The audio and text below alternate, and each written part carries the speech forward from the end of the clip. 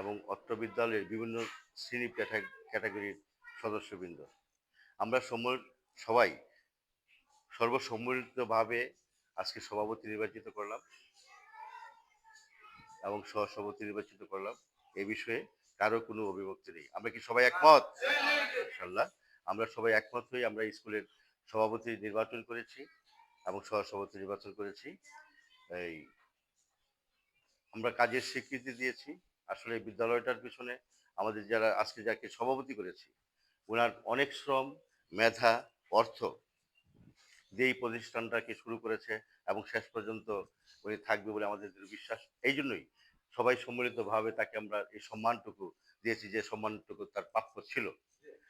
এবং সেই সুবাদে আমরা একজন সহসভাপতি নির্বাচন করেছি, আমাদের অত্যন্ত প্রিয় মানুষ, আমার প্রিয় মানুষ বাচ্চু ভাই, এবং সবাই এই মত দিয়েছেন যে বাচ্চু ভাই স্কুলের সহসভাপতি নির্বাচিত হোক। আপনারা কি সবাই একমত?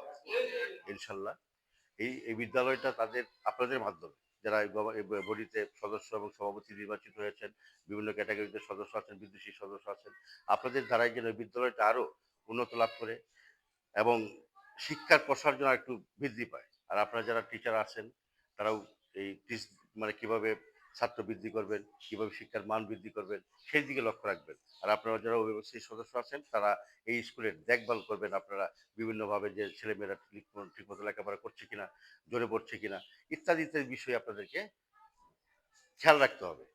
একজন সদস্য কাজ কি এটা আপনাকে জানার পরে আপনাকে এই বিদ্যালয়কে সার্বিকভাবে সহযোগিতা করতে হবে।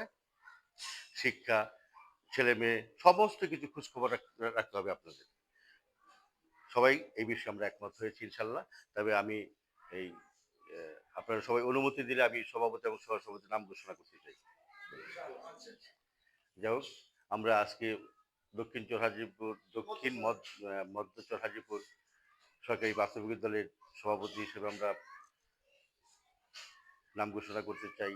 সর্বসম্মত যাকে আমরা সমর্থন করেছি, জনাব মোহাম্মদ নুরুল আমিন সভাপতি নির্বাচিত হয়েছে। আমরা একটা করতালি।